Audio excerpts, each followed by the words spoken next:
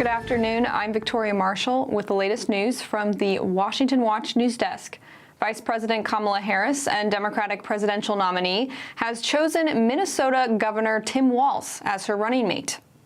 Walz is a radical progressive who presided over the burning of Minneapolis during the George Floyd riots of 2020, signed into law a bill that provides for a fundamental right to abortion with no gestational limits, set up a hotline for Minnesotans to snitch on their neighbors for defying COVID lockdown orders, and turned Minnesota into a so-called sanctuary state for transgender medical procedures for children, among other things. Commentators are saying Walz was picked over Pennsylvania Governor Josh Shapiro to appease the anti-Israel, pro-Palestine lobby in the Democratic base. Shapiro is Jewish. On the one hand, you have a lot of young people who are concerned about Gaza. You have a lot of Muslims and Arabs and others. They have not felt seen by the Biden administration. You start hearing that genocide joke. That was building. And so those folks needed to have a candidate that they could feel comfortable with. This helps them in that regard. But you also have anti-Semitism that has gotten marbled into this party. You can be for the Palestinians without being an anti-Jewish bigot, but there are some anti-Jewish bigots out there. And there's some disquiet now, and there has to be. How much of what just happened is caving into some of these darker parts in the party? Following Harris's announcement, the Trump campaign released this statement. It's no surprise that San Francisco liberal Kamala Harris wants West Coast wannabe Tim Walz as her running mate. Walz has spent his governorship trying to reshape Minnesota in the image of the Golden State. While Walz pretends to support Americans in the heartland, when the cameras are off, he believes that rural America is mostly cows and rocks. From proposing his own carbon-free agenda to suggesting stricter emission standards for gas-powered cars and embracing policies to allow convicted felons to vote, Walz is obsessed with spreading California's dangerously liberal agenda far and wide. Trump's vice presidential running mate, Ohio Senator J.D. Vance, is also echoing the campaign sentiments on Walz. This is a guy who's proposed shipping more manufacturing jobs to China, who wants to make the American people more reliant on garbage energy instead of good American energy, and has proposed defunding the police just as Kamala Harris does. I think it's interesting, actually. They make an interesting tag team because, of course, Tim Walz allowed rioters to burn down Minneapolis in the summer of 2020, and then the few who got caught, Kamala Harris helped bail them out of jail. So it is more instructive for what it says about Kamala Harris that she doesn't care about the border, she doesn't care about crime, she doesn't care about American energy, and most importantly, she doesn't care about the Americans who have been made to suffer under those policies. And in other domestic news, new information continues to come out about the assassination attempt on former President Trump at a rally on July 13th. Secret Service whistleblowers have told Missouri Senator Josh Hawley that the lead site agent at the Butler, Pennsylvania rally was inexperienced and unqualified. She did not enforce normal security protocols that day and was not having IDs checked. Here's what Hawley told Fox News' Jesse Waters. This individual, the site agent, the lead agent, was known to the Trump campaign to be inexperienced, to be ineffectual, to be, frankly, incompetent at their job. Well, I'm also told by whistleblowers that on that day, she was not enforcing the normal security protocols. She was not checking people's IDs. She did not use Secret Service agents. Most of the agents there that day were not Secret Service agents. They were Homeland Security agents. And get this, Jesse, most of them had never worked a rally before. Hawley said that this agent has not been fired and is still on the job working security for events. And in other domestic news, according to new data the Department of Homeland Security has provided to the House Judiciary Committee, between 2021 and 2023, at least 99 illegal aliens on the FBI terrorist watch list were released into the U.S. after being arrested by Border Patrol at the southern border. And another 34 watch-listed aliens are still in DHS custody. And those are today's headlines. I'm Victoria Marshall. Up next is Washington Watch with Tony Perkins. We'll see you tomorrow with more news and commentary.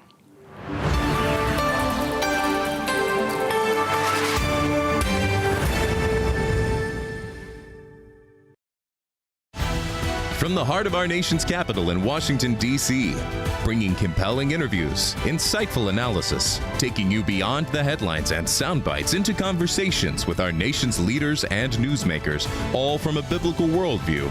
Sitting in for Tony is today's host, Jody Heiss. Well, good afternoon and welcome to this Tuesday edition of Washington Watch. I'm your host, Jody Heiss. I'm the Senior Vice President here at the Family Research Council and President of FRC Action. An honor to have you with us today. Coming up today on Washington Watch, Vice President Kamala Harris announced today on social media that she's selected Minnesota Governor Tim Walz as her running mate. Of course, this finalizes the matchup between the 2024 presidential election. So the question is, who is Tim Walz? What is his background? What does he stand for? Well, this is what former House Speaker Nancy Pelosi had to say about Governor Walz. He's not on the left. He was right down the middle in his values and leverage in the debate in the Congress. So he'll be a great, he and Kamala know that we have to govern from the center, and that's where we are. Right down the middle. Yeah, that's what they used to say about my golf swing with the golf ball. Right down the middle. Right.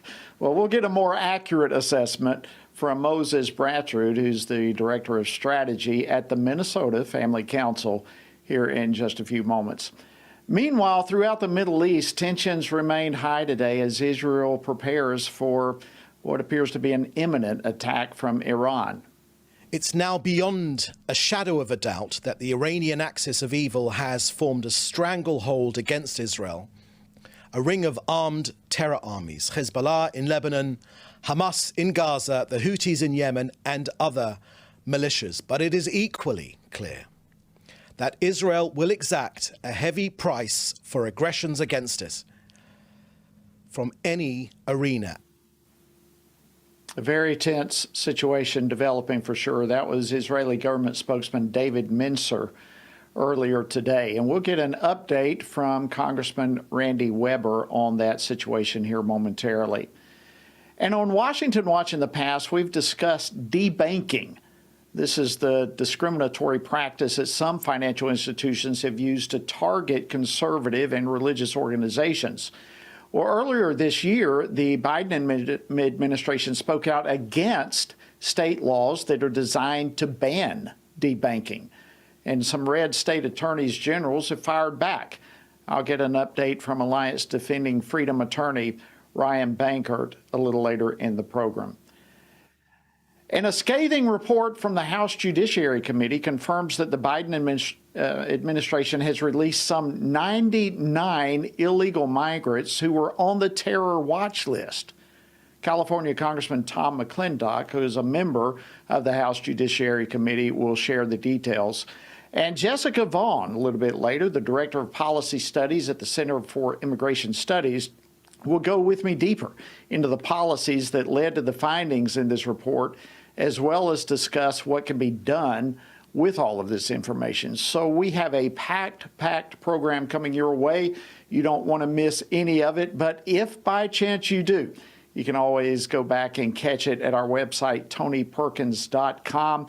And of course, there are likewise tons and tons of information and resources available there for you as well. And don't forget, we have a team at iVoter Guide that's hard at work trying to finalize the iVoter Guide for you. It will cover national, state, and in many cases, some local elections for you to compare notes between candidates and various issues. If you'd like to receive updates as the guides are finalized, you can do so by simply texting the word GUIDE, G-U-I-D-E, text the word GUIDE to 67742. All right, now for our first story today. Vice President Kamala Harris formally announced that she has selected Minnesota Governor Tim Walz as her vice presidential running mate. The 60-year-old former high school teacher who governed Minnesota during the 2020 riots, many of you will remember that, he joined the short list of possible VP candidates last week following a series of cable news appearances where he attacked President Trump. And Vice President Kamala Harris was expected, quite frankly, by many of us to select a more moderate blue state governor to try to balance some of our own personal far left agenda. But according to those who live in Minnesota, according to those who know him best, Governor Walz is far from being a moderate. Joining me now to discuss this is Moses Bratrud. He's the Director of Strategy at the Minnesota Family Council. Moses, welcome to Washington Watch. It's an honor to have you. Good to be with you. Okay, so since she herself is so far to the left, Kamala Harris was widely expected to pick a moderate governor as her running mate. You, of course, live in Minnesota, and you say that Governor Walz certainly is no moderate. Tell us why you say that. That's right. And I did not think I would have to be on a program like this because, as you mentioned, when this process started and it looked like Kamala Harris was going to step in to replace Joe Biden, nobody was talking about Minnesota Governor Tim Walz. And as you said, that changed over the course of a few weeks. The Harris campaign started to see him as a reliable attack dog who they could trot out on cable media to attack J.D. Vance, to attack Donald Trump and other Republicans. And it is confusing. It's almost like there are two Tim Walzes. Tim Walz is from a rural area. He was a history teacher in a mid-sized city. He served in Congress in one of Minnesota's most rural districts. While he was there, he had a reputation for moderation. He focused on veterans issues, kept his head down to some extent, didn't really make a huge splash. But when he came back to Minnesota and ran for governor in 2018, there was some politics going on within the Democratic Party in Minnesota. There's distinct factions within the Democratic Party, which other states have. But here we have, for example, Ilhan Omar on one hand and Amy Klobuchar on the other hand, to name two politicians with national profile. And Tim Walz definitely feels like more of an Amy Klobuchar type person, doesn't he? He seems like a kind of a straight shooter, straight talker type of guy who could have a conversation with Trump voters. And that's certainly what Kamala Harris hopes she will get from him. However, once he became governor, there was a distinct left turn, and we saw this in the 2020 riots when, I'm in my home in St. Paul, smelling the smoke, seeing the boarded up windows, wondering why is the governor not calling out the National Guard? Why? What's the delay here? And in fact, during that rioting, he waited 3 days while the city burned to send out the National Guard. But then, we became even more concerned after Tim Walz won re-election in 2022. After that time, we saw a huge twist to the left. We saw 3 deeply concerning bills that he signed in one day with regards to gender and abortion that I'll give you some details on. The kidnapping bill, and I see you have footage of it there. The kidnapping bill places children in emergency state custody if their parents refuse to provide them with harmful, experimental, gender-affirming healthcare. This is so-called treatments that the rest of the world is moving away from. Tim Walz is doubling down. He also banned so-called conversion therapy, and that threatens mental health practitioners who offer voluntary, compassionate care to young people who just want to live according to their faith in the area of gender and sexuality. Finally, and this is all in one day, in 2023, he signed a bill that would make Minnesota a safe haven for abortion doctors who face criminal charges in other states. So each of these bills puts kids in our state at risk, and it's just so hard to imagine how you can claim to be moderate once this record becomes widely known. And in fact, just last week, Governor Walz tweeted this. He said on July 26th, "Here in Minnesota, we believe in protecting personal freedoms." Sounds great, but here's what comes next. "It's why we established reproductive freedom and gender-affirming care as fundamental rights in Minnesota. And it's why we banned the practice of conversion therapy and ended book bans based on ideology." So there's such a pivot there from that first sentence about personal freedoms moving to a far left agenda, abortion, gender ideology, and potentially even the state taking kids away from their families. So that's the Tim Walz that we're worried about. There's going to be the slick media consultants that come in and help him appear moderate on the campaign trail so that he can help Kamala Harris win states like Michigan and Wisconsin. But we know who the real Tim Walz is here in Minnesota, and unfortunately, we don't think it would be a blessing for the rest of the country if he were elected vice president. Yeah, absolutely. Even the New York Times came out. I mean, all over the place. You look at the news today, a lot of liberal news outlets are sounding an alarm, like, why in the world did she pick someone as radical to the left as she is herself? And you bring up some frightening things. I mean, certainly this is a restriction of freedom, not a protection of freedom, the things that he has stood for, and a weaponized government going after people who disagree with his personal agenda. But Governor Walz, as I understand, has also not been too far removed from scandal. Can you tell us about some of those issues that are now on his plate? The largest COVID relief fund fraud was right here in Minnesota. It's called the Feeding Our Future scandal. And if your viewers want to have their hair blown back, you can look up that scandal. It was a nonprofit during the COVID era. They were claiming to provide meals to kids who were out of school due to the pandemic. And the conspirators defrauded the federal government to the tune of $250 million. That's billion with a B, $250 million. And this is all under Governor Walz's watch. The state government is dispersing these federal dollars to eligible programs, and this happened under his watch. He can't pass the buck on that. There's also this idea that he's the most transparent governor and that he wants to govern for one Minnesota, but actually what's happening, and journalists on the left, right, and center are complaining about this, he's governing by text message and then deleting those text messages. So there's a whole host of decisions that we don't know how they're being made, requests through the Freedom of Information Act that it just turns out that the governor is deleting those texts, kind of like a Hillary Clinton documents type situation.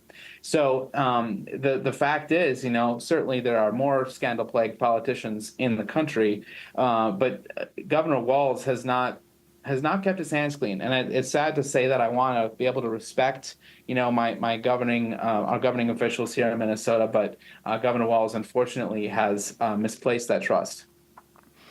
Wow, it's very alarming. And of course, I don't know of much that he has said as it relates to Israel, but of course, Minnesota does have a pretty sizable Somali Muslim presence there, so I can only imagine where he may land on those issues as well. Moses Bratrud, I wish we had more time to talk with you about some of these things, but we deeply appreciate you coming on and giving us the picture of your governor in the state of Minnesota, Tim Walz, who is now the vice presidential nominee, the pick from Kamala Harris as her running mate. Moses, thank you for joining us. We appreciate it so much. It's my pleasure. Thank you. All right, friends, coming up after the break, Congressman Randy Weber will be joining me as we continue to monitor the tension in the Middle East. So stay tuned. Much more coming your way right here on Washington Watch.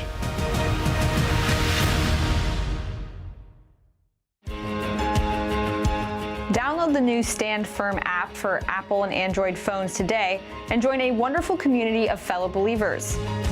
We've created a special place for you to access news from a biblical perspective, read and listen to daily devotionals, pray for current events, and more. Share the Stand Firm app with your friends, family, and church members, and stand firm everywhere you go. Hello, I'm Jody Heiss, president of FRC Action. Here in America, we thank God for the right to vote, and we can all agree on the importance of this upcoming election. Many of us want to support candidates who share our values, but we're not comfortable supporting the big national political organizations. Well, we have a solution for supporting candidates through FRC Action's Faith, Family, and Freedom Fund. Being a super PAC, It allows for unlimited individual and corporate donations, so we can endorse and fund campaigns for people who share our values. By giving to this fund, we're able to pull all of our contributions together and support and endorse like-minded candidates. That's how we move the needle. So let's be the best stewards possible and get the most out of our political contributions by uniting our efforts. For more information or to contribute, visit faithfamilyfreedomfund.org. Thank you so much, and God bless you.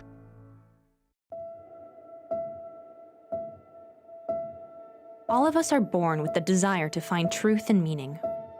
Where did I come from? What happens when I die?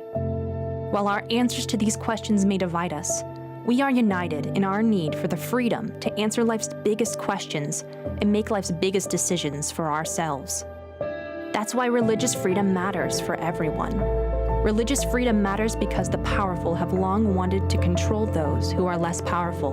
Religious freedom matters because the freedom of those who are different is often threatened by those who believe different is dangerous.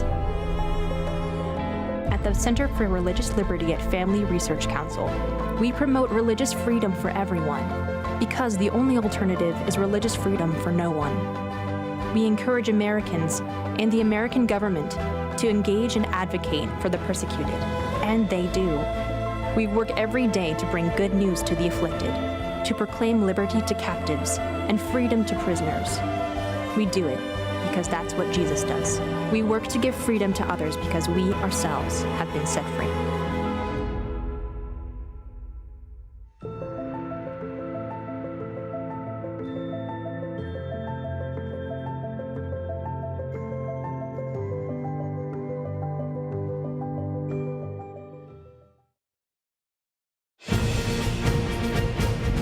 Welcome back to Washington Watch. I'm your host, Jody Heiss, filling in for Tony, and glad to have you with us today as well. All right, as you are keenly aware, I'm sure Israel and Hezbollah exchanged fire throughout today with dueling airstrikes as the region there is bracing for a possible direct attack on Israel from Iran. It's all in retaliation for the killing of Hamas and Hezbollah leaders last week. In fact, last night, a rocket attack on a U.S. airbase in western Iraq wounded several American troops, and the U.S. Defense Department blamed the attack on Iranian proxies, calling it a, quote, dangerous escalation, end quote. Well, joining me now to discuss this and more is Congressman Randy Weber. He serves on several committees, including the Energy and Commerce Committee, but he is also the co-chair of the House Bipartisan Task Force for Combating Anti-Semitism. He represents the 14th Congressional District of Texas. Congressman Weber, welcome back to Washington Watch. Great to see you, my friend. Thank you, Jody. Good to be with you as always. Well, listen, all of us right now are, with every passing day, watching the situation in Israel as they are bracing for what appears to be an imminent attack from Iran. What's the latest that you know? What can you tell us? Well, here's the thing. We've watched this for a long time, as you well know, and I appreciate you, noticing that we are all part of that caucus, anti-Semitism caucus. So we've been watching this with a great degree of interest. I'm going to go back a little bit, Jody, to the killing of Soleimani. If you remember when Trump was in office, and Lord, don't we need him back, they found out Soleimani, who was one of the main terrorist killers, plotters in the RGC, was on vacation. They took him out with a missile strike. And I'll tell you a fun story about that, Jody. We were having dinner with Lindsey Graham, Senator Graham, 6 or 7 of us members of the House, a couple of months back. He told about playing golf with Trump, and Trump said, I'm thinking about killing Soleimani, Lindsey. What do you think? Lindsey said, sure. So 4 hours later, Soleimani was dead, give or take. And so then Mark Thiessen was on Fox News several months ago, Jody, and said that I hadn't heard this, that the Trump administration had sent a message back channels to Iran saying that if y'all retaliate over this, the next missile strike you see will be in Tehran. So I think if we had Trump in office, we'd be in a lot better shape. I'm glad to see that the administration is sending more firepower over there to the Middle East. We only hope that they're serious and that they mean it that we can literally have Israel's back so that if and when that attack does occur, we are there to help protect them. Yeah, and it's not just the attacks on Israel and what appears to be an imminent threat there, but as I mentioned a while ago, just last night, there was an attack on a U.S. air base that wounded several American troops. And here, let me just play, if you would get clip number 2 ready for me. I want to play this for you, Congressman Weber. This is Karine Jean-Pierre and what she said about that attack earlier. The United States condemns the attack on the al-Assad base yesterday. Our hearts go out to the service members who were injured, and we are hoping for a speedy recovery. We will respond to any attack against our personnel in a manner and place of our choosing. All right, so what are your reaction to this? I mean, they're saying we're going to respond to this. Is that blowing smoke, or what do you think? Well, there was about 100 times that they had attacked some of our bases somewhere before the Biden administration finally did something. I think what we should do is anytime there's one of those missile strikes or attacks, we ought to obliterate the ground, choose a number in a 5-mile radius wherever it came from, or 10-mile radius. If we've got satellite vision, if we've got vision up there, we ought to follow these assailants, these terrorists, these murderers, and we ought to literally wipe them off the face of the earth. Every single time, not just, we'll get there if it happens again. It's had to be at a time of our choosing, a place of our choosing. We ought to send the signal loud and clear immediately, if not sooner. Well, and that's what we have all heard over and over and over. And it is a reality that part of the world only understands strength.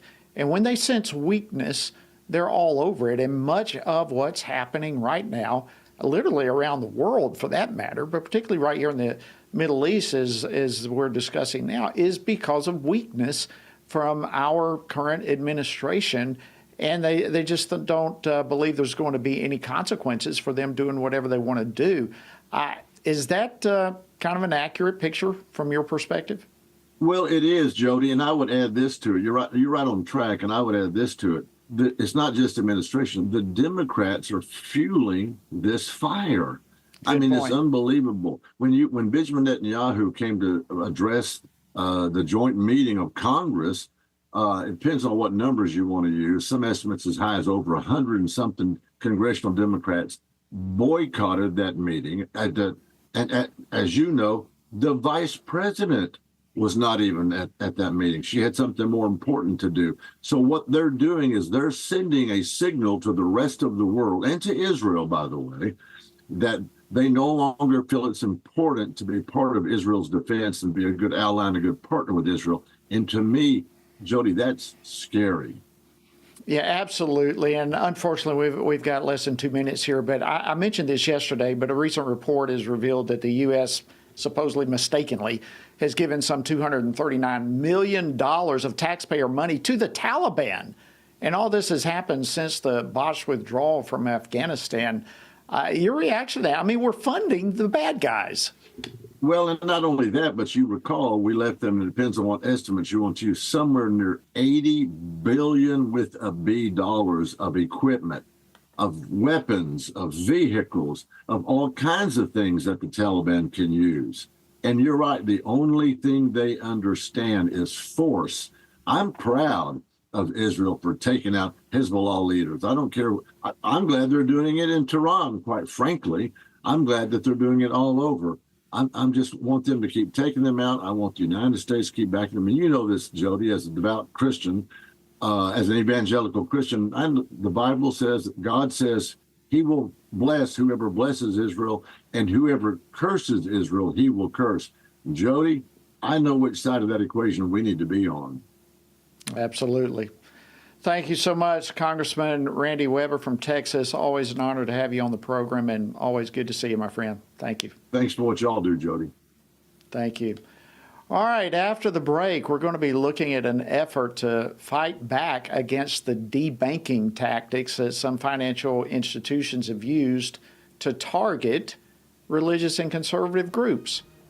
Seems like something that ought to be a no-brainer, but there's much, much more to this story. then what you may realize, we're going to be joined by an ADF attorney to bring us up to speed. So stay tuned. We'll be back in just a moment. Everything we do begins as an idea.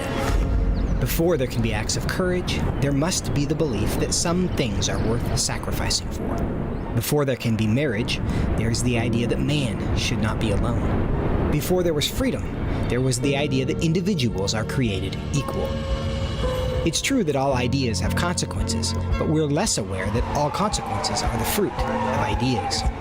Before there was murder, there was hate. Before there was a Holocaust, there was the belief by some people that other people are undesirable. Our beliefs determine our behavior, and our beliefs about life's biggest questions determine our worldview. Where did I come from? Who decides what is right and wrong? What happens when I die? Our answers to these questions explain why people see the world so differently. Debates about abortion are really disagreements about where life gets its value. Debates over sexuality and gender and marriage are really disagreements about whether the rules are made by us or for us. What we think of as political debates are often much more than that. They're disagreements about the purpose of our lives and the source of truth. As Christians, our goal must be to think biblically about everything.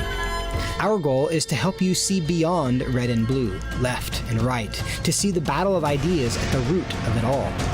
Our goal is to equip Christians with a biblical worldview and help them advance and defend the faith in their families, communities, and the public square.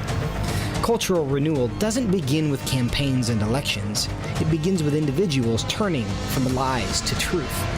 But that won't happen if people can't recognize a lie and don't believe truth exists.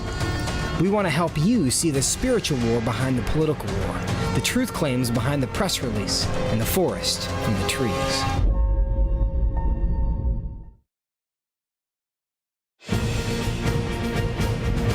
Hope you're having a great day. Welcome back to Washington Watch. I'm your host, Jody Heiss. All right, there's a coalition of some 20 red state attorneys generals that have accused the Treasury Department of mischaracterizing state laws that are designed to prevent financial institutions from discrimination in banking. They're calling these laws a threat to national security. According to these AGs, the Treasury Department is pursuing political ends rather than fulfilling its responsibility to consumers by opposing state laws to prevent what's known as debanking. You've probably heard of that terminology by now, but joining me now to discuss this is Ryan Bankert. He's the Senior Vice President for Strategic Initiatives and Special Counsel to the President at Alliance Defending Freedom. Ryan, welcome to the program. Glad to have you joining us. Jody, thank you so much. It's great to be here. All right, so we have talked a good bit in the past here on Washington Watch about debanking, but walk us through what is typically involved in this. What does this really look like? You know, Jody, a great example is our client in Tennessee, Indigenous Advanced Ministries, a ministry that serves orphans and widows in the nation of Uganda in Africa. And the proprietor of that organization learned as he was about to depart for a trip to Africa to serve these needy people that his Bank of America account had been suspended. He was no longer able to access any of his funds to serve the needs of his constituents. He was never given a reason why. It was done really overnight for no apparent reason at all. And he lost access to his funds at a critical moment when he desperately needed them. And so frequently these debanking instances look just like that. They're done with no apparent reason, and they're done to groups like missions organizations or Sam Brownback's organization, National Committee for Religious Freedom. Yeah, it's stunning when you look at all this, and quite frankly, Ryan, you know, it may be news, it may be brand new information to many of our viewers and listeners right now that officials from the Treasury Department are opposing state efforts to stop this. So what happened? Why is the Treasury Department on the wrong side of this issue? You know, it's really stunning that the Treasury Department would argue that simply preventing discrimination by banks on the basis of religion or political viewpoint somehow constitutes a threat to national security. Laws like the ones that were passed in Florida just this past term or in Tennessee do just that. They simply prevent banks from withdrawing services for reasons that aren't quantifiable, that don't relate to objective risks, or that relate to someone's religious or political viewpoints. And the Treasury Department sent a letter just last month in July saying that somehow these state laws threaten national security by preventing banks from taking into account such things as a customer's terrorist affiliation. Now, I guarantee you can read these laws, and nowhere in the laws is there a prohibition or a bar on banks taking into consideration the terrorist affiliation of a customer. That's simply not what they do. Well, it's maddening, it's frustrating. What you're really saying is what's going on here is that people are being punished. People are being denied some basic financial services based upon their religious beliefs and or their political beliefs, not because they're terrorists, for crying out loud, but because of what they believe. Is that kind of a summary of what's going on here? Jody, a lot of this relates back to the absorption of something called ESG, and I'm sure your viewers have heard that acronym several times, environmental, social, and governance standards. And these are simply standards that a number of businesses, including banks, have adopted over the past few years to guide their conduct. And what was found back in the Trump administration, right before the election, was that a number of banks had been denying services to companies because they manufactured guns, because they were involved in the fossil fuel industry, and increasingly we're finding banks denying services to individuals or organizations because of their religious affiliation. And this is very much in keeping with the push for ESG standards. This is a politicization of the banking industry, just like we've seen the politicization of a number of different sectors of the economy. It has nothing to do with risk. It has nothing to do with the actual conduct of the business of banking, and everything to do with driving a political agenda that is opposed to things like I said, fossil fuels, gun manufacturing, gun ownership, or increasingly religious belief. Yeah, it's their attempt to try to force social policies on those. And you say the politicizing all of this, but it's really weaponizing the government and the banking industry to come after an individual. What is the Treasury Department afraid of with these groups? No, I think the Treasury Department here is likely reacting to political pressure to keep advancing this ESG agenda. And we've seen it over and over again throughout the economy. In fact, if you look at the report that was issued by the House Subcommittee on the Weaponization of Government just this past spring, the report detailed a number of instances by the Treasury Department and various sub-agencies within the department to surveil Americans simply because they did such innocent things like shopping at sporting goods stores for hunting rifles. And so it's really incredible the amount of surveillance that's happening right now of ordinary Americans who are simply going about their business. They're being surveilled by these financial institutions. And the concern that we have, quite frankly, is that the left is going to try to use some of these businesses to, like you said, drive policy, drive social policy, much like we see the Chinese Communist Party doing in China with the social credit scores. Now, obviously, that's a leap from where we are today, but we certainly don't want to see things head in that direction. Absolutely. Ryan Bankert from Alliance Defending Freedom, thank you so much for breaking this down for us. We greatly appreciate it. All right, friends, after the break, we're going to discuss a new report from the House Judiciary Committee about illegal terrorists in our country. Stay tuned. It's all coming your way. Join us October 3rd through the 6th as we gather with spiritually active, governance-engaged conservatives from across America at the Pray, Vote, Stand Summit in Washington, D.C. We'll pray for our nation, engage in government and culture, and stand for biblical truth alongside Christian leaders, worldview experts, and government officials. We'll discuss important issues like the sanctity of life, religious freedom, protecting students, strengthening families, praying for our nation, and how you can impact America's future from a biblical worldview. Our nation stands at a critical juncture, and we must ensure that the issues impacting faith, family, and freedom are understood and advanced. Register now at PrayVoteStand.org. That's PrayVoteStand.org.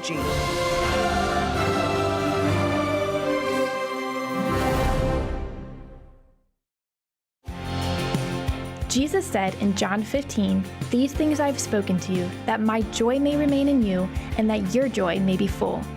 In 2024, in these divided and uncertain times, how can this be possible? By abiding in Him through His Word.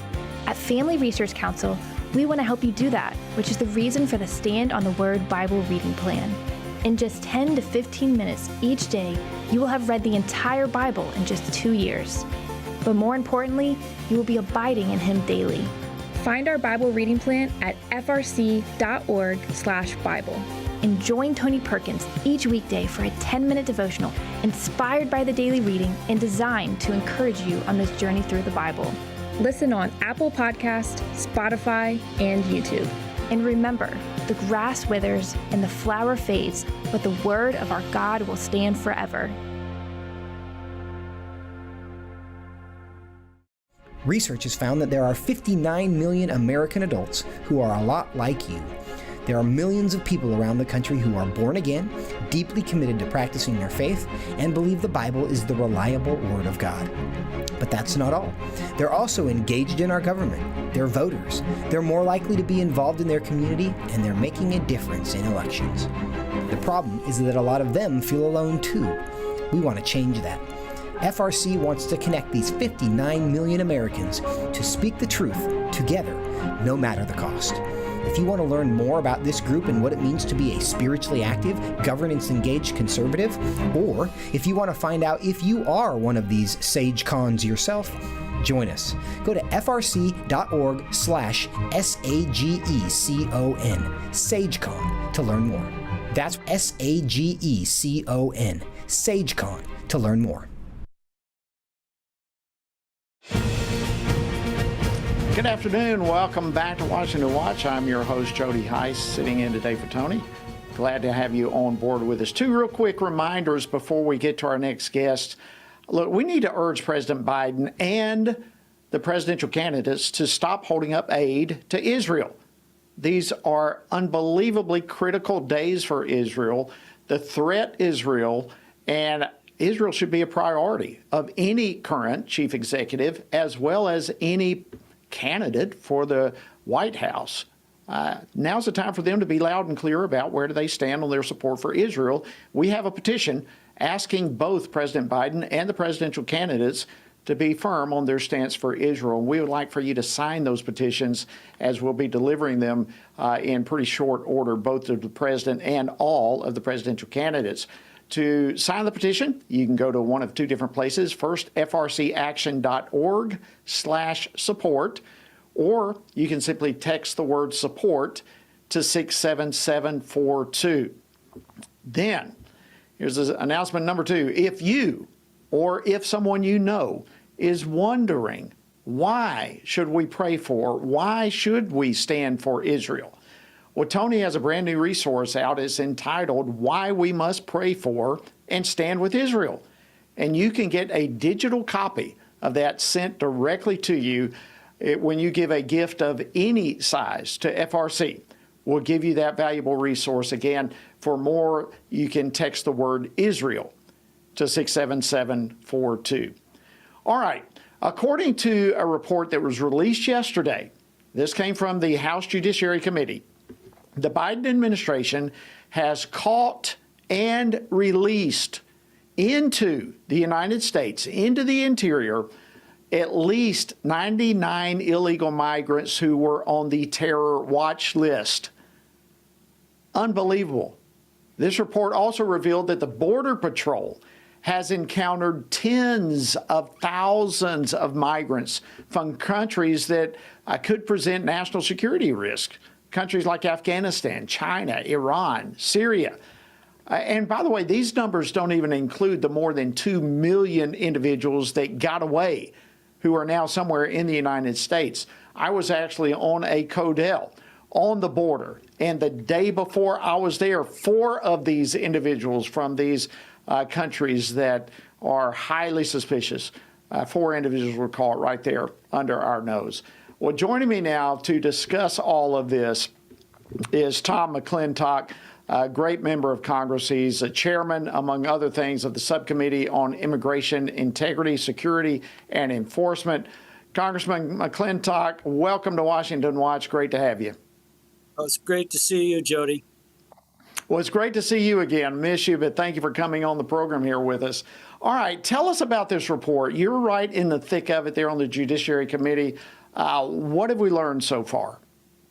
Well, it simply fleshes out what the FBI director has been warning us for several years now. This constitutes, in his words, a massive security threat to the United States. You mentioned we've seen 375 potential terrorists, suspected terrorists, apprehended at the border, but 99 have been actually released into our country anyway.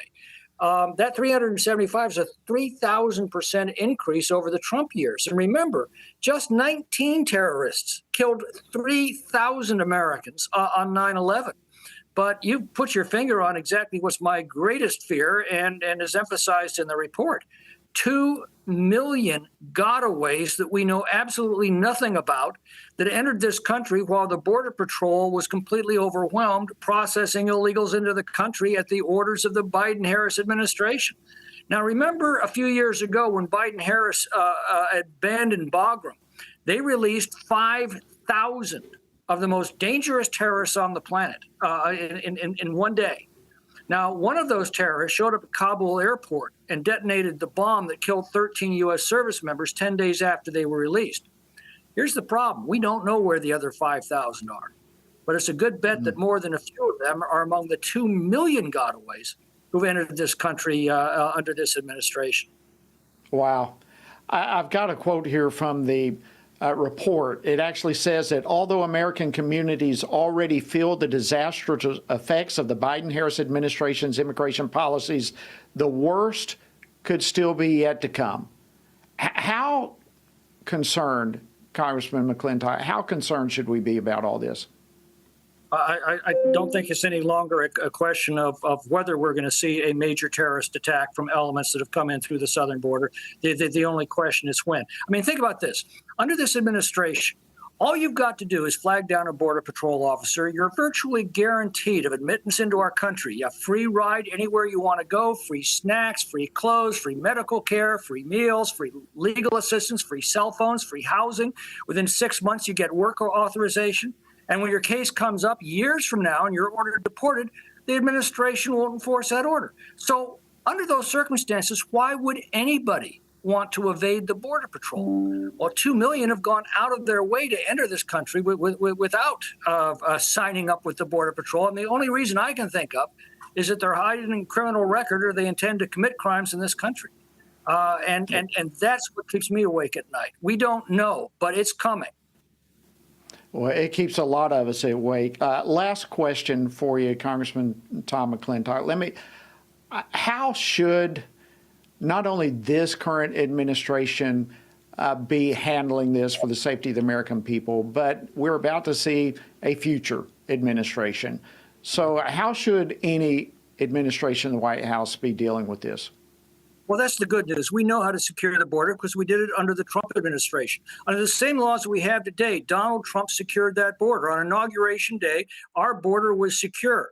Phony asylum claims had been cut to a trickle. The border wall was nearing completion, and we were actually enforcing court-ordered deportations. The Border Patrol was able to focus its attention on stopping of potential terrorists very effectively. All of those policies were rescinded by Joe Biden and Kamala Harris on the very first day they took power. And we've seen now a population literally the size of the state of Arizona admitted into this country in the last 3 years as a result of their policies. And with them, the terrorist threat that's magnified greatly. I'm really concerned about two things. Either we're going to see a coordinated terrorist attack in the near future, or we're going to see the kind of cartel violence that's now become commonplace in Mexico and is now moving into our cities and towns. All of this was preventable. All of this can be prevented again, but it's going to require a very big change in public policy, a change back to the policies of the Trump administration when our country was safe and our borders were secure. You know, history is screaming this warning at us. Countries that either cannot or will not secure their borders simply aren't around very long. Can't thank you enough, Congressman Tom McClintock. Thank you so much for coming on Washington Watch and helping to break all this down for us. Godspeed to you, my friend. All right, continuing this conversation on the national security implications of the Biden-Harris border crisis, I want to go further into it from a little bit different perspective. Joining me now is Jessica Vaughn, the Director of Policy Studies at the Center for Immigration Studies. Jessica, thank you so much for joining us today on Washington Watch. Good to have you. To be with you. Okay, so many experts like you and your colleagues at the Center for Immigration Studies, you've been sounding the alarm on this whole terror threat that exists because of our open southern border. Your reaction now that this report has finally come out and it indeed supports what you've been saying for a long time.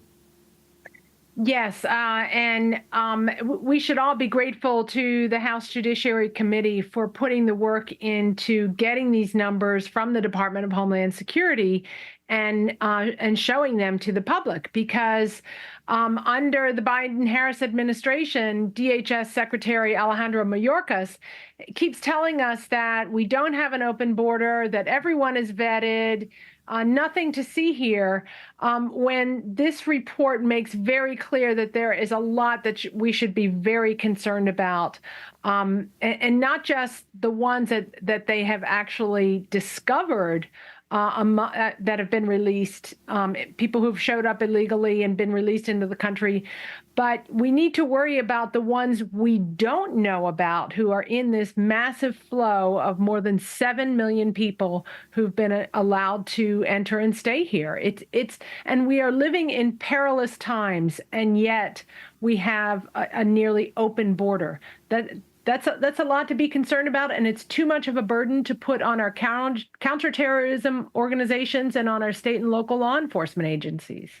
Absolutely, and like Congressman Tom McClintock said just moments ago, this is what keeps him awake at night, is who is in our country and what those intentions may be. If you can, you mentioned some of the, you start into this, but break down for us some of the policies that have led to the findings of this report. What has produced what this report has found? Well, the single biggest problem is the catch and release policies that have been implemented at the border. That these are policies that were deliberately put in place by Joe Biden and Kamala Harris on day one of their administration in 2021. And what they're basically saying is that if you can make it to the United States and get here illegally, usually by paying a criminal smuggling organization, and some of these criminal smuggling organizations actually specialize in bringing people from countries in the Middle East associated with terror and other parts of the world. So if you can get here, you more than likely will be what they call processed and allowed to remain in this country, maybe because you've said you want to ask for asylum, or maybe you don't even need to do that. It's from other reports that the House Judiciary Committee has released, we know that not even everybody is bothering to say the word asylum or saying that they fear return. It's a turnstile at the border. And in addition to the ones arriving illegally, the administration has allowed people to apply for essentially a hall pass to come through a legal port of entry, even though they don't have a visa, don't qualify for a visa, and are completely inadmissible to this country. They're waving in more than 35,000 people a month through that program. And some of the terrorists mentioned in this report came in that way. There were 3 men from Tajikistan who came in on this CBP-1 app that the Biden administration put into place to kind of launder the status of people who want to come in the country and can't qualify for a visa. So these are all a real security threat. We've known since 9/11 that the terrorists consider exploiting a country's immigration system to be the best way to get into the country. And in the 9/11 plot, they had to actually get visas at U.S. consulates.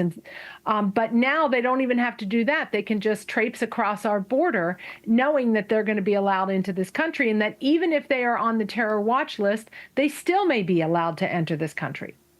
Yeah, it's unbelievable. When I get in conversations with people about this, probably the number one question that comes to me is simply the word why. What is this an effort to try to shift away the reality of a disastrous southern border policy and get it into the interior of the country, and by doing so, people forget about the southern border? Or is there more behind this? What is the why behind all of this, in your opinion? That's a good question. And I think different people who support this have different motivations. But yes, these so-called processing programs are in place so that the administration can avoid the optics of having people swarm at the border and be, in shelters that are overflowing. They want to get them through as quickly as possible, one way or the other, and allow them to travel to their final destination. But in the words of Secretary Mayorkas, this is about what he considers to be equity in immigration, a concept that Kamala Harris very much promotes in a lot of her speeches and so on.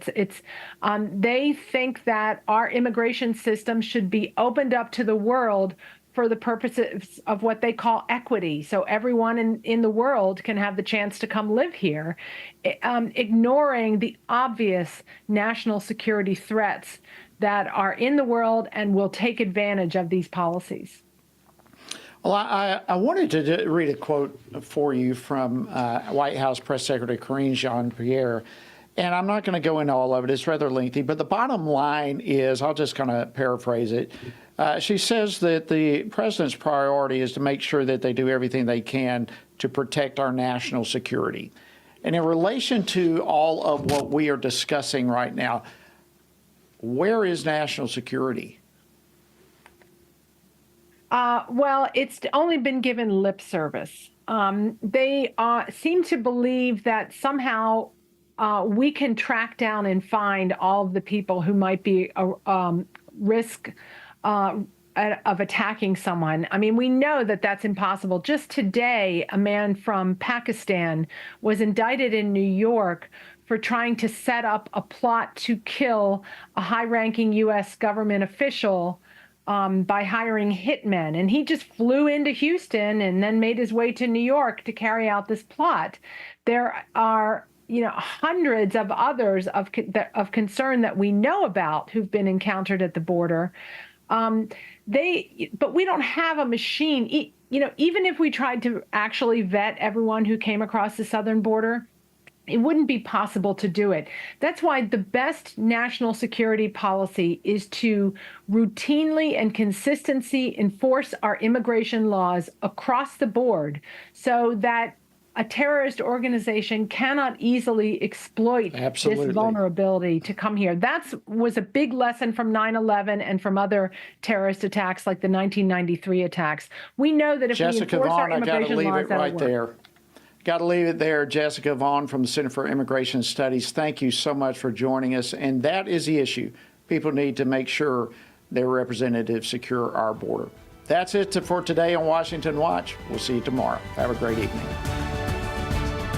Washington Watch with Tony Perkins is brought to you by Family Research Council and is entirely listener-supported. Portions of the show discussing candidates are brought to you by Family Research Council Action. For more information on anything you heard today, or to find out how you can partner with us in our ongoing efforts to promote faith, family, and freedom, visit TonyPerkins.com.